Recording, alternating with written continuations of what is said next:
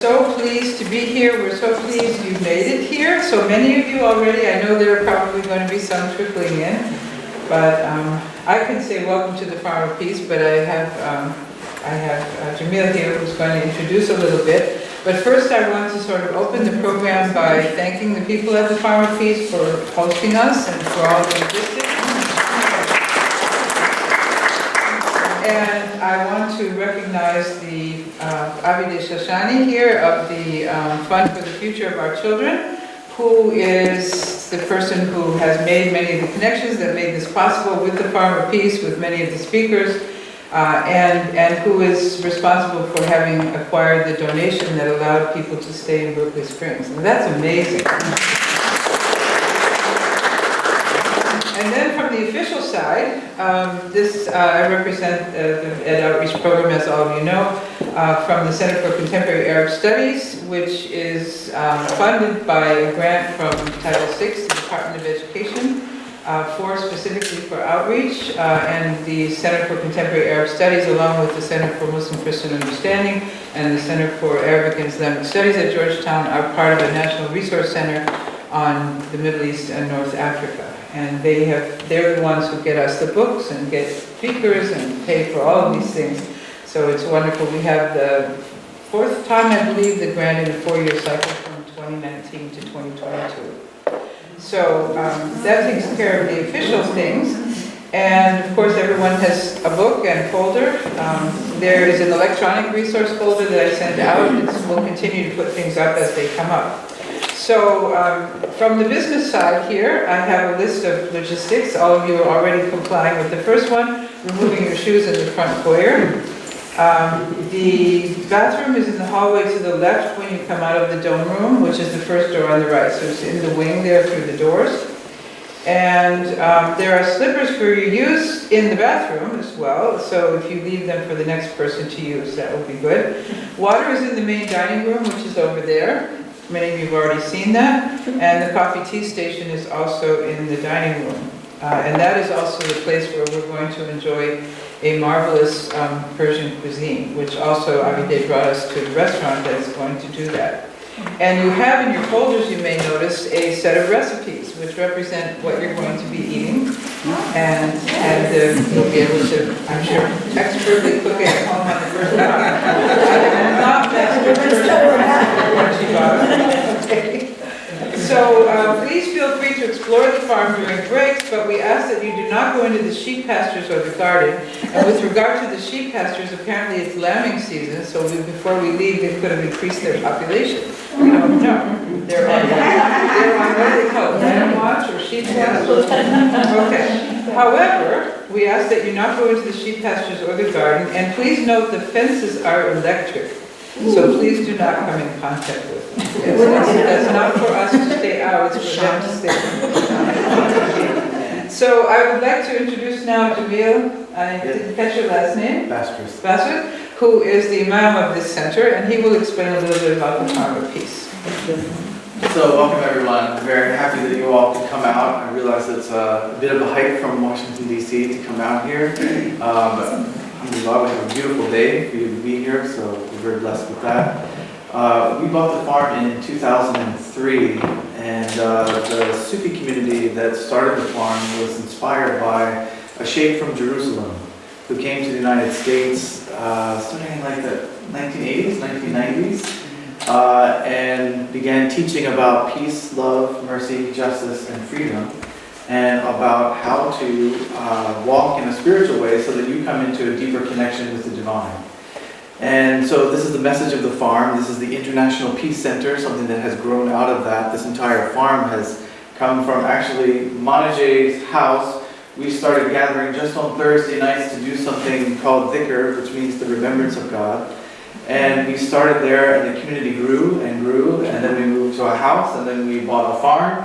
And now we are intending to implement the teachings from our sheikh to put this into action. So we have the garden, which is about 5 acres, that is an organic farm, where we not only have CSA, but it also we work to help send food to homeless shelters or women's shelters. We have this building here, which is dedicated to healing, as well as conflict resolution, peaceful conflict resolution, and the spiritual teachings that our Sheikh gave to us. So we have that. We have another building over there that we're hoping at some point becomes an educational center for kids. At least my vision that I'm holding for it. I really hope that happens. And then there are some folks who live here in the community. I've been the Imam here for at least 10, 12 years, which basically means I lead the prayers on Fridays, and we have a healing circle we call dhikr again. We do that on Sunday evenings. And then I've also been the shepherd for about 5 or 6 years, and it's probably been one of the most exciting things that I've ever done, is help bring lambs into the world. So maybe you'll get to see that today. Don't be too distracted, there's a lot of amazing information here, but just out the window, you have the sheep on the pasture. So if you see one acting funny and going off to the side, maybe it will happen for you today. So I want to welcome all of you, and thank you so much for being here. And I think that this is really, for me, this is part of the dream coming true, is having organizations like your organization come here, utilizing the farm, and building peace and spreading peace throughout the world, because you all are going to have a great influence, not just at Georgetown, but all of the students that you touch. I mean, this is what this place is all about, is spreading peace and educating people about the oneness of the divine and this message of love that is for everyone in the world. So thank you very much for coming, and I hope that you have a wonderful day. Thank you very much. Well, and part of the message of this workshop is also to accustom us to understanding the great depth of Persian history and culture, its influence across the world. And of course, we have, in the current environment, and for many years, we have had sort of a blockage from that kind of information. And I know that in the world history curriculum and geography books, sometimes Persian history is done as a flyby, even though it has great depth and, again, enormous influence. So our first speaker will, I'm flipping the order a little bit. Our first speaker is Ahmed Karamustafa. He is professor of history at the University of Maryland and associate director for academic affairs at the Roshan Institute for Persian Studies. His expertise is in social and intellectual history of medieval and early modern Islam and the Middle East and Southwest Asia, as well as in theory and method in studying religion. His monographs include God's Unruly Friends, University of Utah Press, a book on ascetic movements in medieval Islam and Sufism, the formative period, a comprehensive historical overview of early Islamic mysticism, published simultaneously by Edinburgh University Press and University of California Press. He served as editor for and wrote several articles in cartography in the traditional Islamic and South Asian societies, University of Chicago Press, which is an amazing book, by the way. His current projects include The Flowering of Sufism, as well as Vernacular Islam, Everyday Religious Life in Medieval Turkey. Professor Karamustafa has held several administrative positions, including directorship of the Religious Studies program at Washington University in St. Louis, and was co-chair of the Study of Islam section in the American Academy of Religion, or AAR. And many times we've had questions about Sufism and mysticism, so we're very happy to welcome Professor Karamustafa.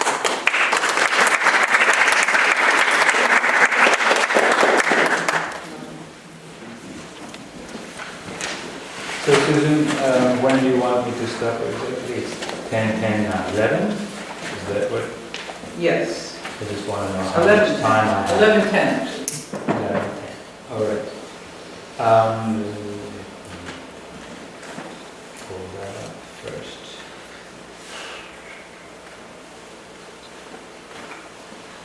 So, good morning everyone. It's a pleasure to be here. Thank you to our hosts, to our organizers, and to you all for coming out. I'm actually going to be giving you a whirlwind tour of the history of Iran, and highly selective and rather sketchy. And so you will bear with me. There is a lot to cover, but I will simply highlight a few aspects. conquests. And when the slides come up too, my slides are not very full, but I beg you to not to start reading through everything, but basically I will be pointing out to certain things, and then the rest we might skip over. So I will start with a very brief section on pre-Islamic Iran and focus on religions of ancient Iran. And I want here, my purpose is for you to actually begin to get a taste of the diversity of Iran in all aspects, but I'm basically picking on religion to be able to do that with you. Very few comments on Iran and Iranians. As many of you might know,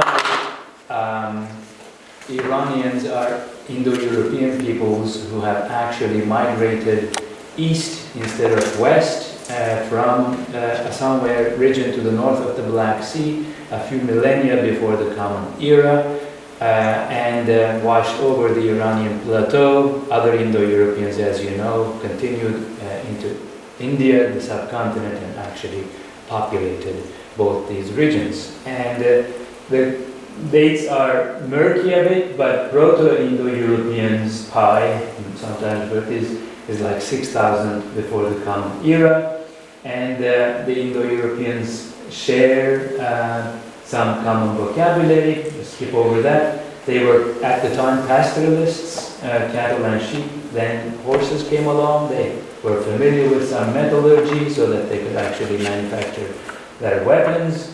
Martial and patriarchal values were high. They had a tripartite class structure, on top being chieftains, warrior lords, warlords, and priests.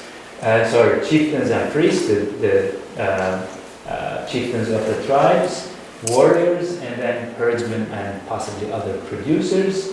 As those of you familiar with India, will know that this is somewhat similar to the caste system in India that develops later on. The oldest extant Indo-European literary source we have is the Rig Veda from the 8th century BCE. So that gives you a sense of who the Iranians are, and ultimately, of course, the Iranian languages will be part of the Indo-European language system, and that will explain all the common stock vocabulary such as mother, madar in English, brother in English, and pedar, father in English, so on and so forth. I think I could skip over this one. I just wanted to give you now a sense of the different religions of Iran at the time of the Arabian, basically, or Muslim conquests of the mid-7th century. So we have to begin with Zoroastrianism, and the earliest reliable source being the Avesta, but the earliest extant version is only from the Common Era, centuries after Zoroaster himself, and then we've got the Gathas, 17 hymns attributed to Zoroaster, Zarathusht in Persian.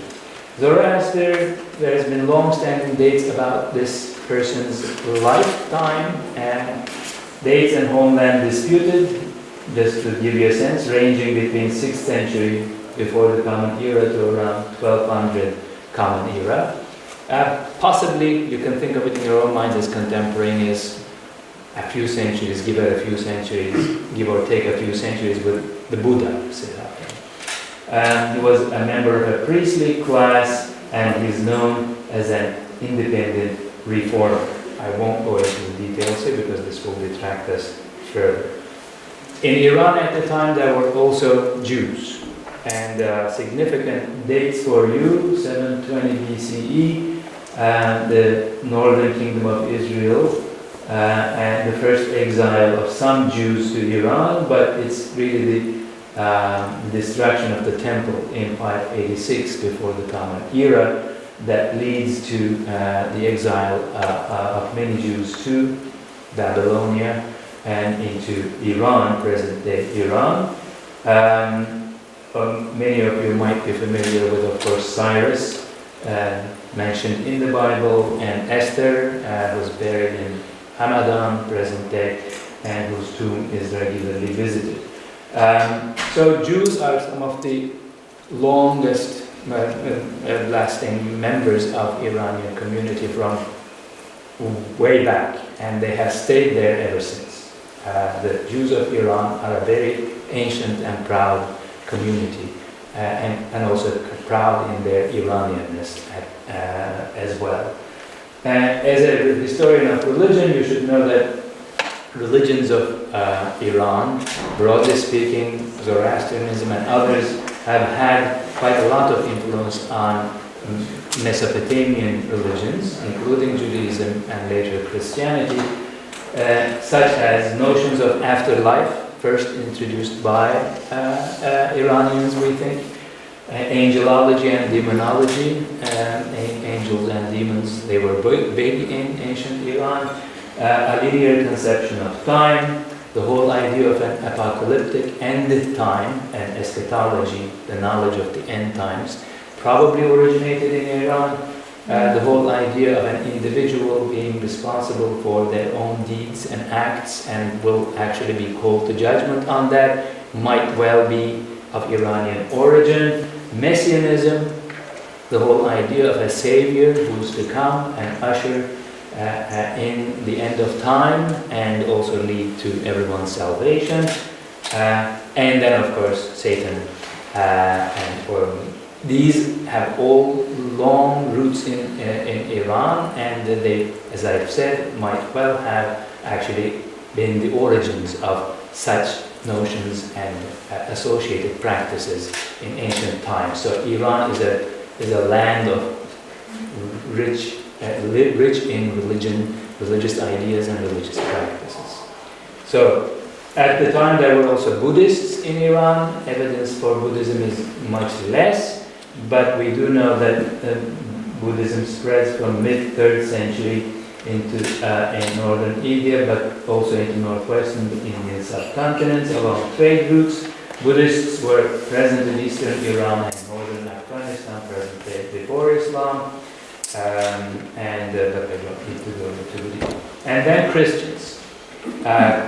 So Christians, there were Christian communities already by the year 170, the Common Era, in northern Afghanistan, 20 bishoprics basically in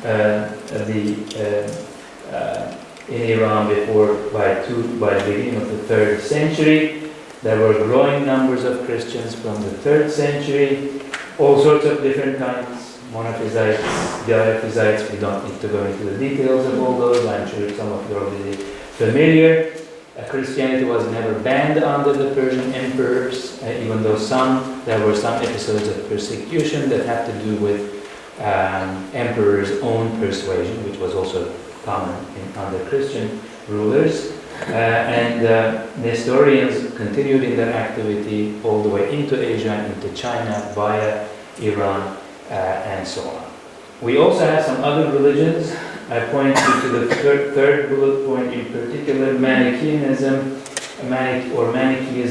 has to do with the Iranian prophet Mani, a very influential figure in the 3rd century, and he had lots of followers around the Mediterranean basin.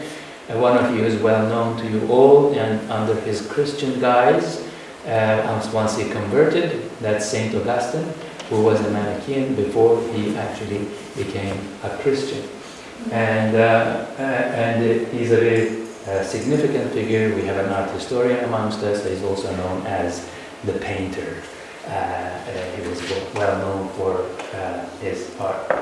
And I'll pass through this. So let me close this one and move right on to our next slide, which is Islamic Iran. So we move right on to the Islamic period. Here in a couple of slides, I only give you some dates and some, let me blow this up. Okay, some dates and I will peg some comments onto all of this. So all of this is happening now in the 3rd, 4th, and 5th decades of the 7th century in the first place. As some of you may know, after the death of the Prophet Muhammad, there are a number of independent caliphs and khalifa. I call them independent caliphs rather than avoid religiously charged terminology, which the Sunnis and Shiis disagree about. Abu Bakr, Umar, Uthman, and Ali. And the Muslim armies fan out from their bases in the Arabian Peninsula, both towards west, into North Africa, Egypt, and further on, to north, Mesopotamia, present-day Iraq, but also to west, run through the Iranian plateau into Central Asia, and also into present-day Pakistan, Sindh, and eventually northern India. Now, the Iranian plateau itself, the conquest is quick and superficial in the sense that there are just cities taken over, but there is, it's not like what you might imagine today. There are very few numbers of Arab Muslims coming in, and it all happens really from 642 to by the time by 650, it's done. Except, of course, certain regions, again, like the north, the Caspian Sea, which is forested and mountainous, and Bedouins, which constitute the bulk of Muslim armies, did not like to go into forests or mountains, which wasn't advantageous for them. So, from that period on, we have a number of empires, the Umayyads, from the 692 to 750, and 750 to from mid-8th century to mid-10th century, it's the Abbasid Empire. Here, what I want to underline is the following. From the period right after the conquest, then, we start the period of the phase of Islamization, by which I mean, essentially, the process, the long and extensive process by Persian speakers and speakers of Iranian languages, including Kurds and many others, begin the long journey of familiarizing themselves and eventually becoming, with Islam, and eventually becoming Muslims, the great majority of them. The Islamization process is a long one. It takes at least 3 or 4 centuries for Muslims to constitute a majority, meaning more than 50%. It is never complete. Zoroastrians, Jews, Christians, and the rest actually continue to exist up until the 20th century and into today in some instances, as you know. So this is the first important thing, Islamization. The second important thing is something peculiar when you look at the Arab Muslim conquests.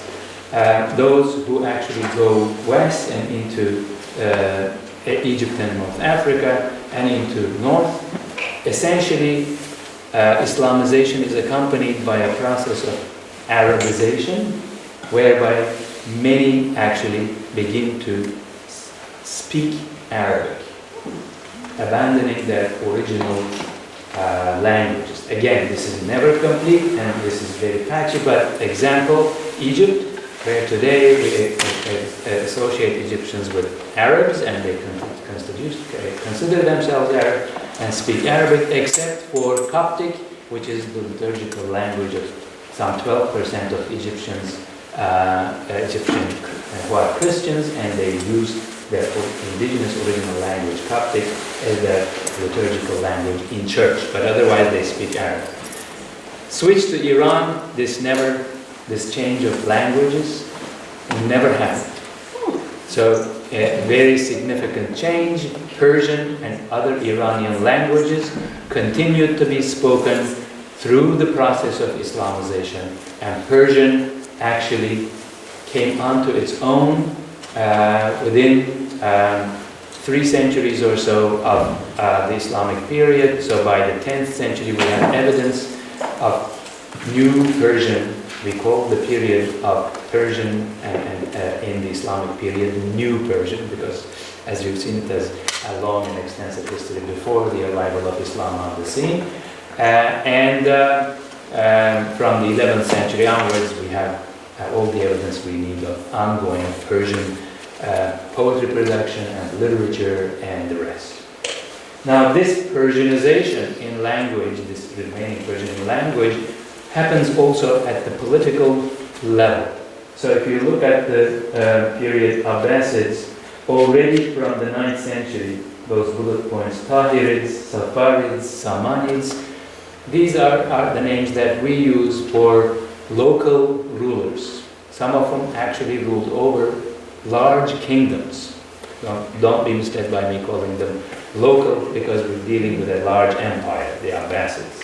But Tahirids, Safarids, and Samanids are originally Iranians themselves. They most definitely speak Persian.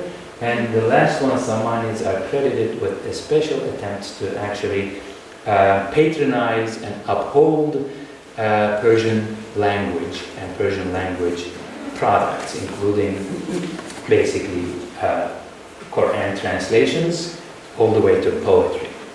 And this idea, in other words, that Persian speakers are now revivifying or rekindling their long existing traditions of literature and also forms of political rule and administrative wisdom, which they were the inheritors of from the Persian empires of pre-Islamic era. This is all happening now from the 10th century, but starting from the 9th century and 10th century onward. So Iran rises in the Islamic period, not having lost a language, and basically adapted it to the new Muslim identity in terms of script, for instance. The Arabic script is borrowed then to actually start writing the new Persian, and also some vocabulary, lexicography.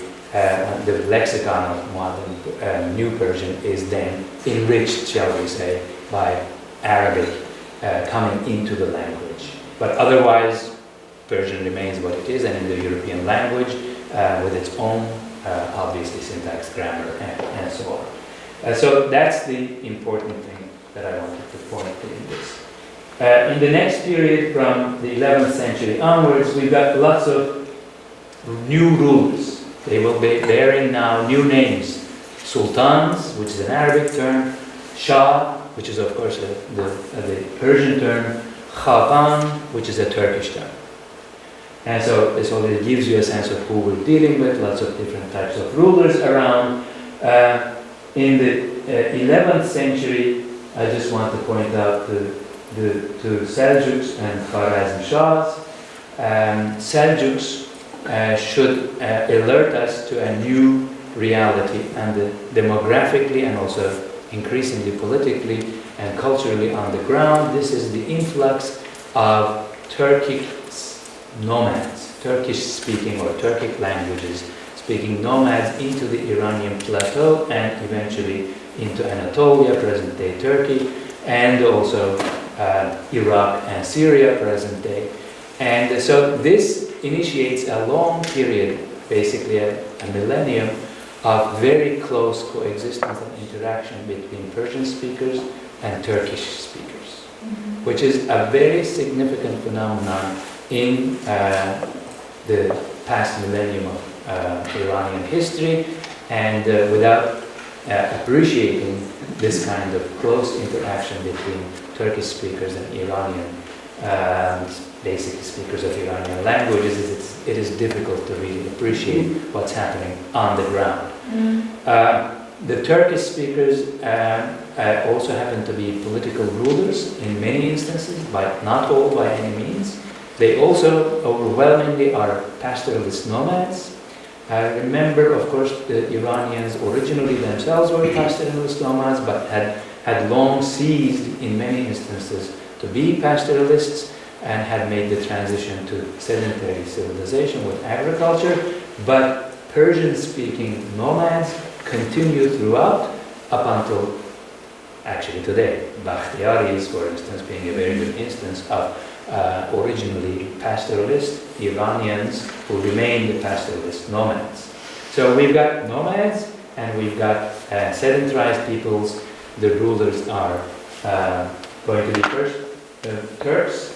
Then we've got the Mongols coming in. 13th century is the century of Mongol conquests, basically for much of the Asia and Eurasia, ultimately.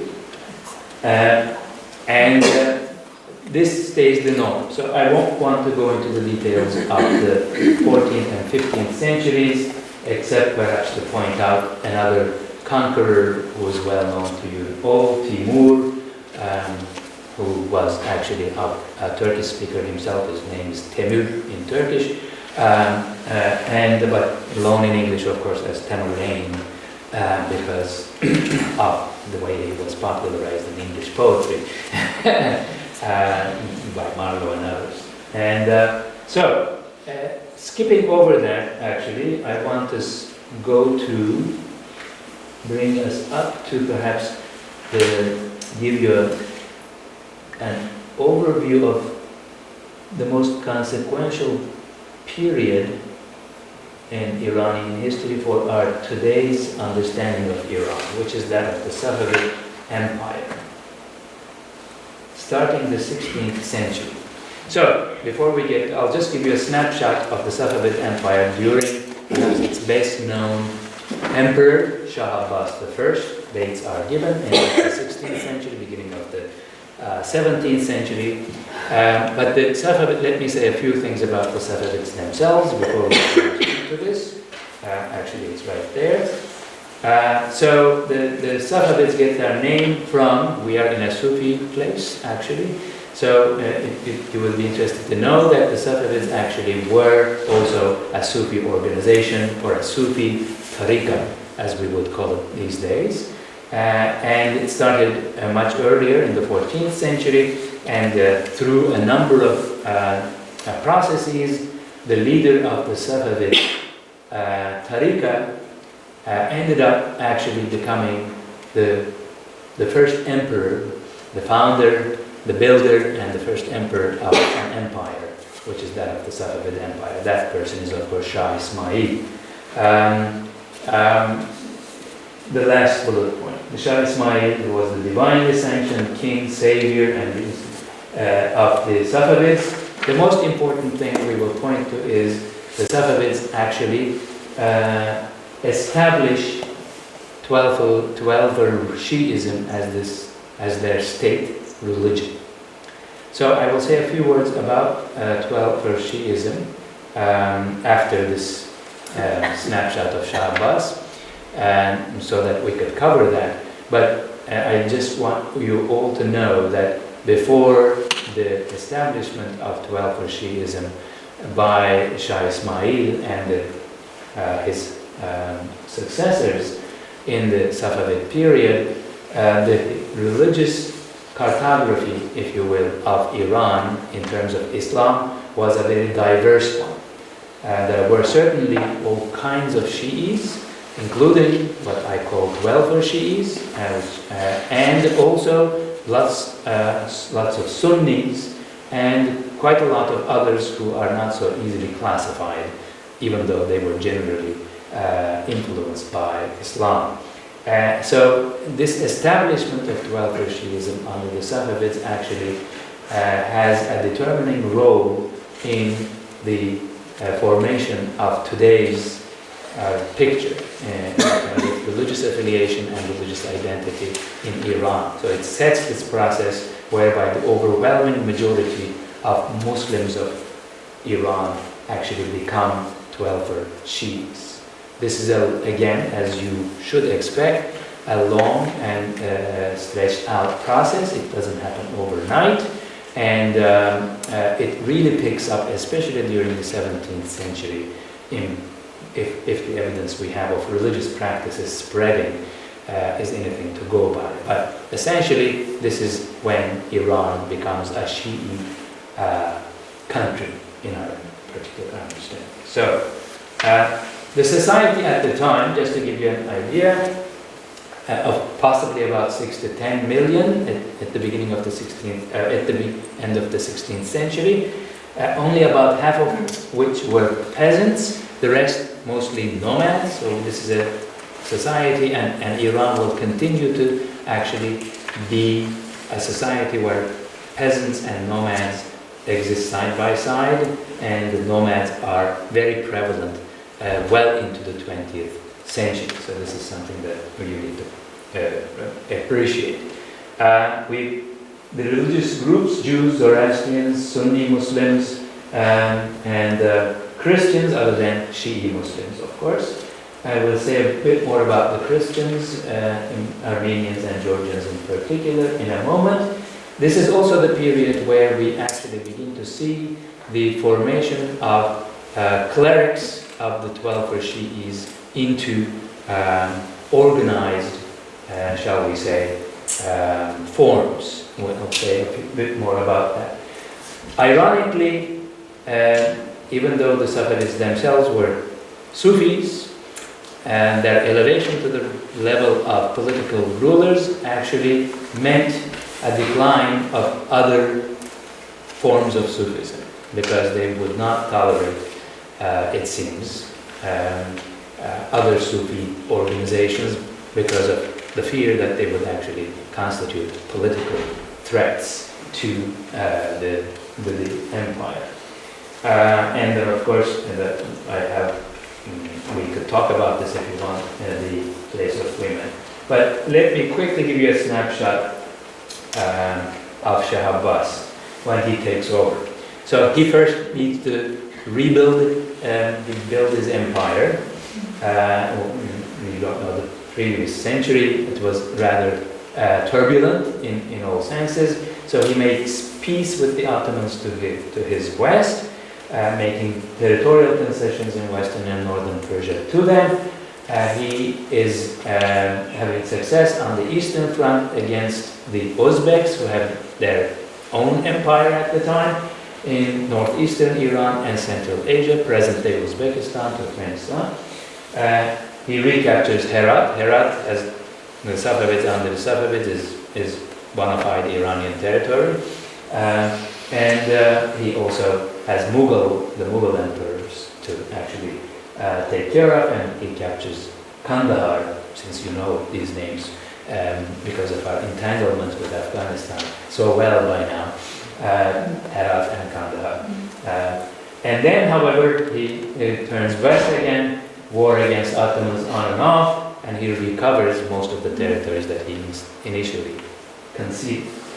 And we also have the Portuguese basically are, incidentally, they have taken control of the Indian Ocean shores at that stage, and they are also at the beginning of the Persian Gulf, at Hormuz, and he also deals with that. So this gives you a sense of how an emperor of that kind was involved at all fronts, and it also gives you a sense of how Iran is actually interconnected to the north through Caspian and through the Caucasus into Eurasia, into Central Asia, into South Asia, and the Persian Gulf, essentially, and therefore the Arabian Peninsula, and into Mesopotamia, and of course Ottomans so this is where how it's. So Shah Abbas actually rearranges the balance of powers. You don't need to go into that, but I just want to give you a sense of what's happening. He rebuilds a standing army, actually builds a standing army, made mostly of Caucasian military slaves, mostly Georgian. This is important again. Georgians are brought in, they are in the process Islamized and become the servants of the Shah. Being a servant of the Shah actually could mean you very elevated status, and the slaves of the Shah actually are manumitted later on. They are manumitted, they are no longer slaves originally, though they are brought in as slaves. Then they are manumitted, they are Muslims, and then they serve typically either in the army or in the bureaucracy at very high levels. We can skip the army bit. This I can skip. And then the most important thing, of course, is changing capitals of the Safavid Empire. They start in the west with the city of Tabriz, which is closer to the headquarters of the Safavid order in present-day Azerbaijan, in Ardabil, and then moved to Qazvin, just an hour, very close to Tehran, about, an hour or two from Tehran west. And then the hostility with the Ottomans going on, they actually moved more inward to central west plateau, the city of Isfahan. And the Isfahan is now built up to be a jewel in the crown of the Safavid Empire. The saying in Persian, of course, goes, Isfahan is half the world, Isfahan nisfe jihan. So it rhymes in Persian, not in English. And, it's an imperial town, and it is a very good instance of these early modern empires, in the Islamic case, the Ottomans, the Safavids, the Mughals, but also their counterparts in Europe and in China are also involved in such major urban landscaping and new boulevards and so on and so forth. Isfahan fits this pattern, a new spectacular square of the city which still stands, a wide straight thoroughfare lined up with mansions of the elites and all that, a new urban quarters, including, I want to point out, the Armenian quarter of New Julfa. Julfa is the name of a town in Armenia, and this is part of what emperors do. They sometimes relocate their publications, their populations. Armenians from Julfa, en masse, quite a lot of them, who were good in industry and basically in commerce, are relocated into Isfahan, given their own quarters, and build their own community, including their own cathedrals and churches and so on. So we have actually in Amy Landau here, an expert on also things Armenian, and so she will be happy to answer your questions. But so in other words, in her own time, not mine. Won't ask her questions. All this is also to point out that long-standing Christian communities in Iran, speakers of languages like Assyrian or basically forms of Syriac and Aramaic that continue into Iran today, and Turkey and Iraq, they're all found there. Older Christians are now replenished, so to speak, by the arrival of new Christians, especially Armenians, at this point, who then will form one of the most central Christian communities of Iran from that point onward. So this is something that you, I think skip the rest because I have a lot to cover. So let me say a few words about the Shiism, and then I will jump right to today, probably.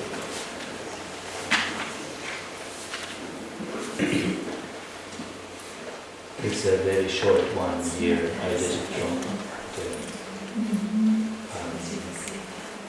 So Shiism in Arabic, it's Ithna Ashari, which means 12er. Sometimes it will be referred to as Imami Shiism because they believe in Imams, which I will talk about in a second. Now, the formation of 12er Shiism all predates, of course, the Safavids by many centuries. Just so you know, Shiism basically emerges as partisanship for Ali ibn Abi Talib, the son-in-law and cousin of the Prophet, who is then honored by many as the rightful leader of the Muslim community after the death of the Prophet Muhammad. So Shi'i identities actually begin to form from very early on in Islamic history in the form of political loyalties in particular, quickly followed by distinctive beliefs, doctrines, and practices that separate the partisans of Ali from the rest. The most important part that you need to pay attention to is the second bullet point here, emergence of the doctrine of the imamate. It happens especially in the mid-8th century under the 6th Imam, Ja'far as-Sadiq. Imamate essentially is the idea that following the Prophet, that are a succession of rightfully guided or rightly sanctioned, divinely sanctioned, rightly guided leaders who all need to be basically descendants of the Prophet's family through Ali, because actually the Prophet himself did not have any male progeny that outlived him, and therefore his descent line could only be continued essentially through the marriage between his daughter Fatima and Ali, the cousin and son-in-law, therefore. And the offspring from that marriage are essentially selectively highlighted and honored as the rightful leaders, who are called Imams. This is, of course, not the Imam like Jamil is here. This is essentially a technical term for Shi'is, meaning the rightful leader of the Muslim community as a whole in all matters. And so the doctrine basically of the Imamate is developed that early on, and pay attention to the doctrine of occultation, the last point, from the 9th century onwards, late 9th century onwards. There is a peculiar development in Shi'ism. There is the idea that the 12th Imam in succession, who was a mere boy at the end of the 9th century in 873, probably a boy of 4 or 5, is essentially disappears from the physical realm. The belief is that he is actually, his life has been miraculously prolonged, and that he is going to actually come back at the end of time as the Messiah. The Mahdi is the term that Muslims use for Messiah, broadly speaking. He will come back to usher the end of time. So this becomes one of the distinctive beliefs of 12er Shi'ism. So belief in Imams early on, but only 12 of them stops, and then the 12th one is still around, not amongst us, perhaps he is, but we don't know the identity, and he will come back. And so this is a very interesting development there. And then emergence of distinctive rituals of Shi'is also go back to earlier times. Skip the first one, it stops being important, but Ashura, commemoration of the martyrdom of Imam Hussein at Karbala, is going to be distinctive. This is, of course, the massacre of the grandson Imam Hussein and his party at Karbala, of course, in present-day Iraq, in the 680s. And the commemoration of this martyrdom also becomes, practically speaking, one of the most distinctive aspects of 12er Shi'ism. It is redemptive suffering through actually empathizing and sympathizing with the suffering of Hussein and his entourage, that you actually participate in divine salvational history that way. So that's, I'll skip over the... and so distinctive rituals, commemoration of Hussein's martyrdom, Ashura,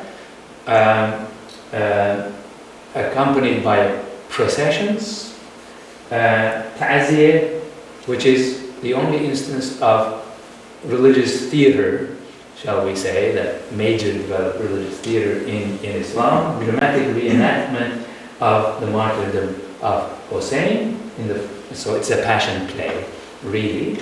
And then also public recitals and public narrations of the whole story of martyrdom, which also becomes another distinctive ritual of 12er Shi'ism. Then, of course, the Shi'is celebrate the births and deaths and commemorate the births and deaths of the Imams, and the last but not least, visitation of the tomb shrines of all the Imams and the descendants of Imams, Imamzades, as they are known in Persian. The Imamzades really crop up in the Safavid period, not before. All right, so, how am I doing? 40 minutes, not bad. I want to skip over, actually, with your permission, probably the following periods into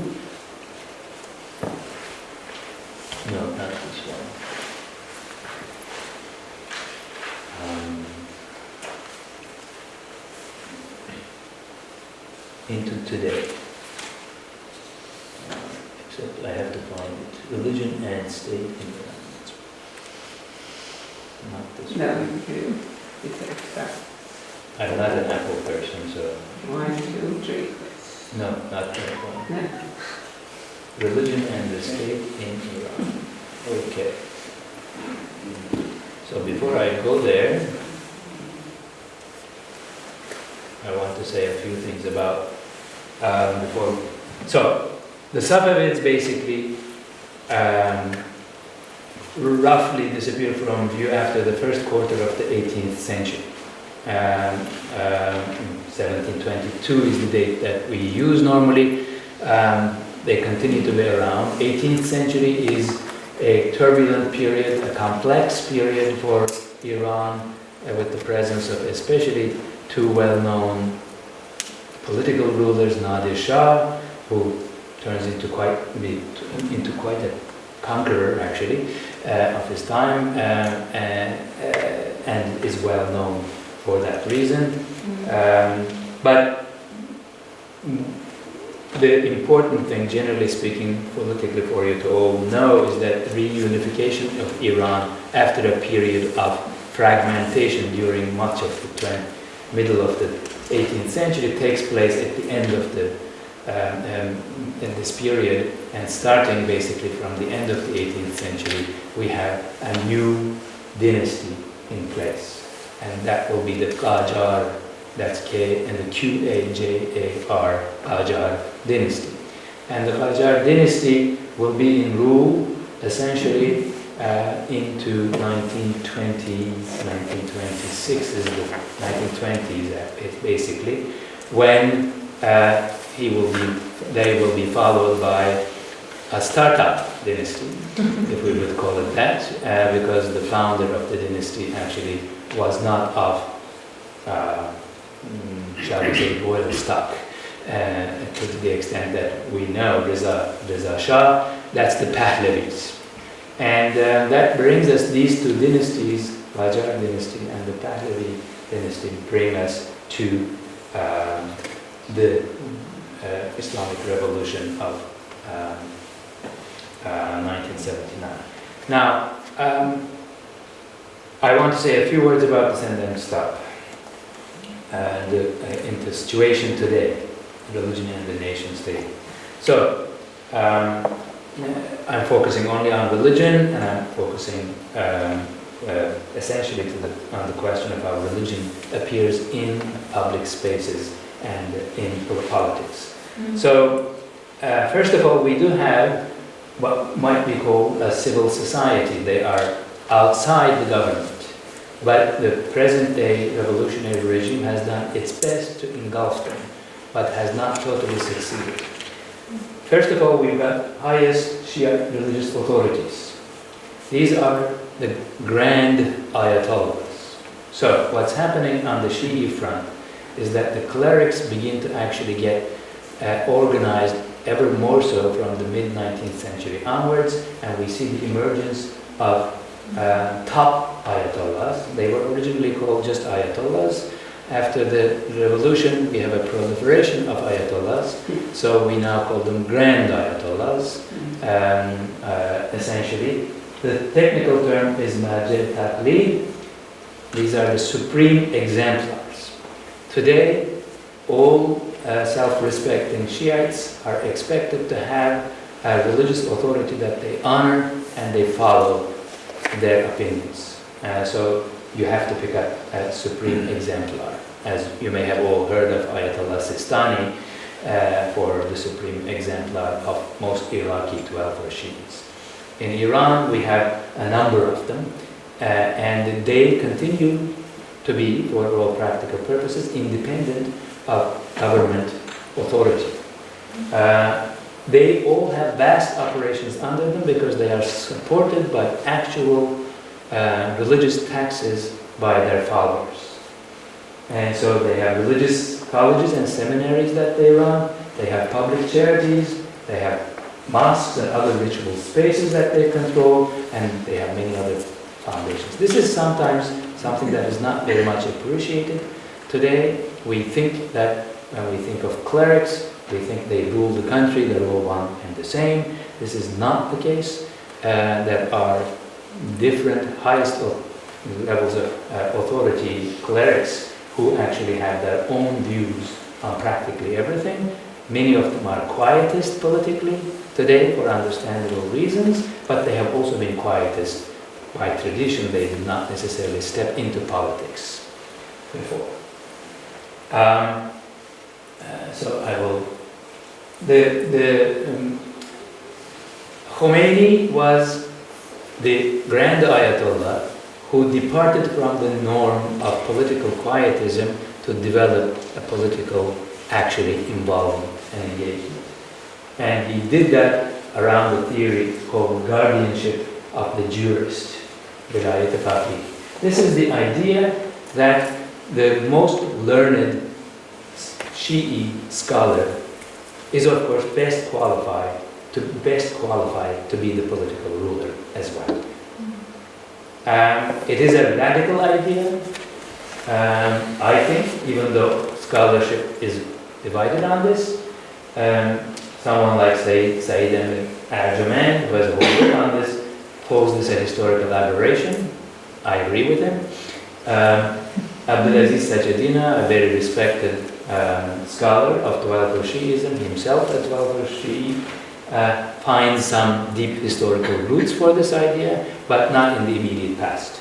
It's in the distant past for Twelver Shi'is. So Khomeini comes around with a new radical idea, and it actually succeeds. In Iran, currently there are many different approaches to this whole issue of the involvement of clerics in politics, and more broadly the relevance of religion to politics. So there are those who actually offer full support.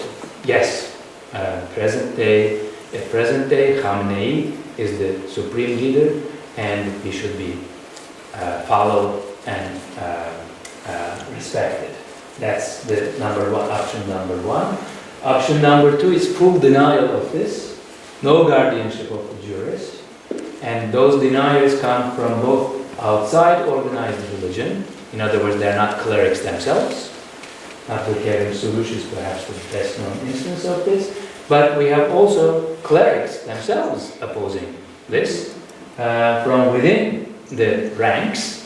Mujtahid Shabistari is one, Mohsin Kadiver, who is these days a professor of religious studies down at Duke University, is another one. These are bona fide clerics who have had long and distinguished careers, but they actually, of course, turn into political also opponents.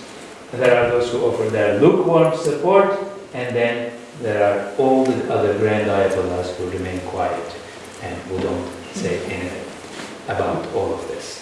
So this is the situation. I want you to realize that when we talk about theocracy and mullahocracy and mullahs ruling Iran, well, not all mullahs are actually united about all of this. And by tradition, they were actually outside politics. Now we have a revolutionary regime for the past 40 years that have actually radicalized this nature of this equation between religion and politics, and we're living with the consequences of that. Let me just, for instance, give you a sense of what someone like a full denier of the doctrine of the guardianship of the jurist, like Mohsin Kadiver, says. He finds 6 areas of conflict between traditional Islamic law as taught in Shiite religious colleges and International Declaration of Human Rights, and he wants to correct them all on the basis of Islamic principles.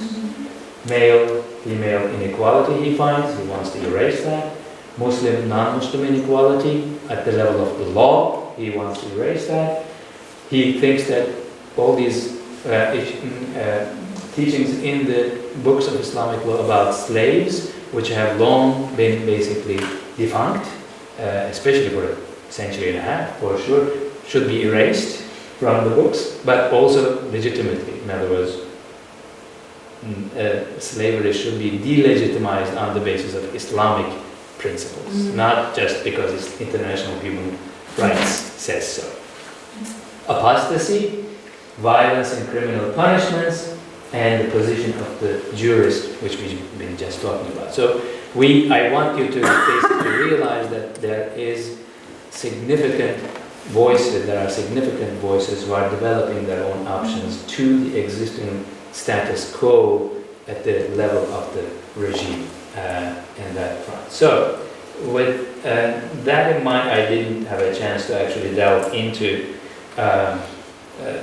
social structure and so on and so forth, but I want to really stop and see if you have any questions and I'd be happy to answer them for you.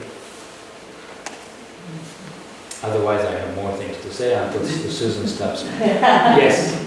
I just was going to ask you if you could address the concept of social justice that was emphasized during the time of Ali, and how the current system of the Shiites differs with that whole concept of justice and social justice that was so emphasized during the time of Ali, the first Imam of the Shiites. So this is a tough question. First of all, social justice is, of course, one that we'd have to translate into Islamic terms. It's a term that, like human rights, many of the terms that we use for ourselves, it's very difficult to just go in there and find their history because they don't exist under those terms. You have to unpack what social justice means into its component parts, and then find those component parts and rebuild a history of social justice. So I would say the whole idea of social justice, on the whole, has roots in religious teachings of not just Shiism, but all of Islam as well.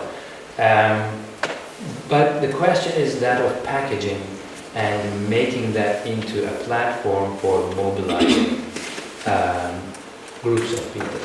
And I would say that happened in present day, in contemporary Iran, especially before the revolution, when certain intellectuals, not clerics, actually ran with the idea that Shiism, Twelver Shiism, is actually all about social justice. And you could run with that idea. So here is what we see is existing roots in terms of ideas about justice, which is of course all about, all religious clerics in Islam would tell you that justice is what Islamic law is about.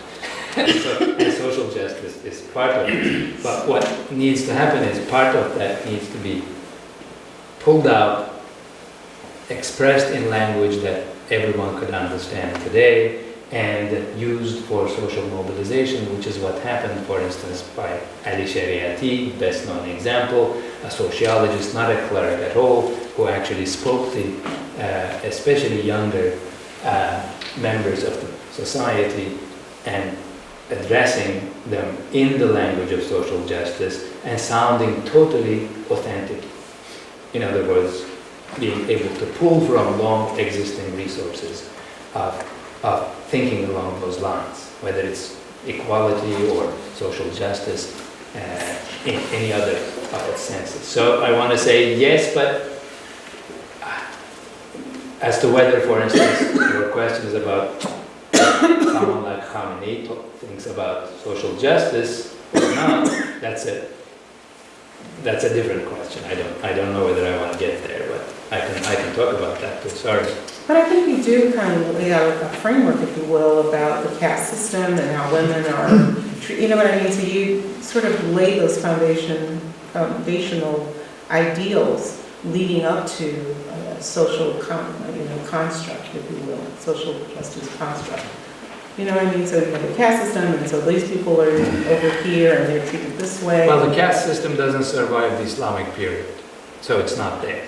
In Iran, we don't talk about the caste But system. you talk about the differences between the sexes and the differences between, Social inequalities, the most common ones in the pre-modern Middle East, including Iran, basically would be the male and female, slave versus free, That definitely would be a most important one.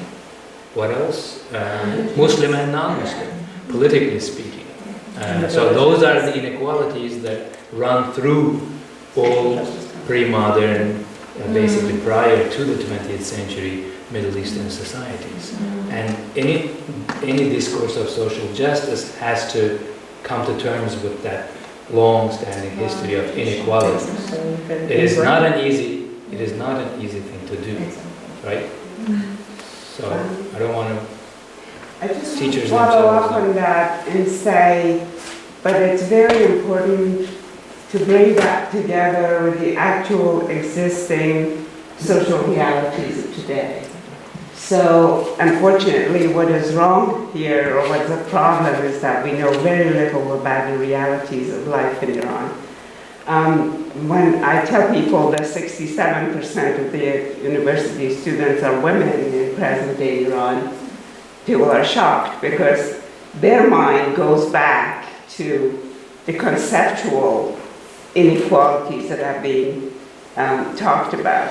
So I think it is very important to, I'm going to give a few of these statistics so that people can follow Well, that's up. why I didn't talk about that. I know that you're He's a good husband. She wants to honor my share. Okay. No, I mean, I'm going to be dealing with literature mostly, but I will say a few things because, for example, the most eloquent poetic voice of 20th century Iran is Furugh Farrokhzad, is a woman.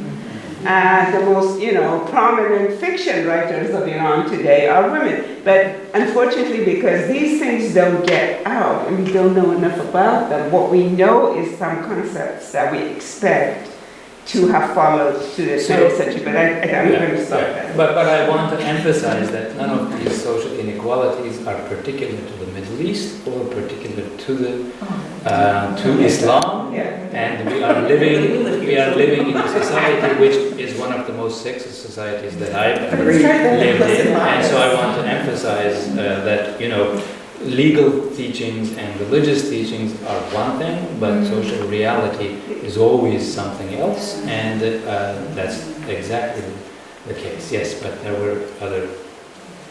Did I see some other things? Yes.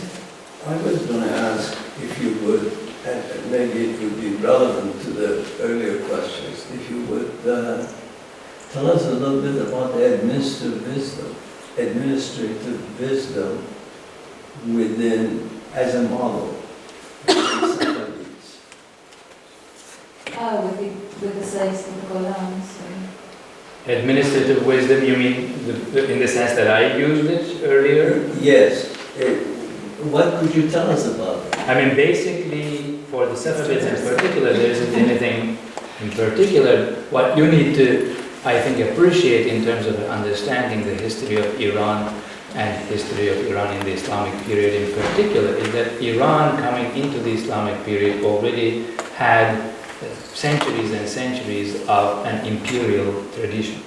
An imperial tradition means that you actually have all the political wherewithal, all the political experience that comes with running large, diverse empires, development of political institutions, such as, for instance, the prime minister we talk about today, such as viziers, they were the ministers of their time, the tax systems, registers of tax records, or how to keep track of an empire in terms. These are the administrative wisdom, parts of administrative wisdom that actually the Muslim rulers of the first empires that they built, Abbasids in particular, actually imbibe almost in bulk from the Persian tradition for the most part. The Arabs before that didn't really have an imperial past, so they couldn't really make use of these kinds of existing traditions. So, but by the time the Safavids come around, I think they don't have anything particular to to add to this picture.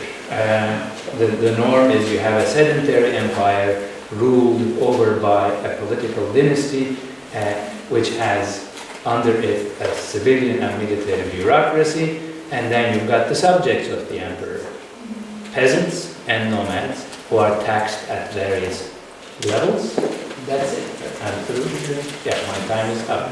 So anyway, I hope this sort of gives you a bit of a broad background about Iran. I just wanted to be able to do that so that you can perhaps better appreciate the more focused and detailed presentations, I hope.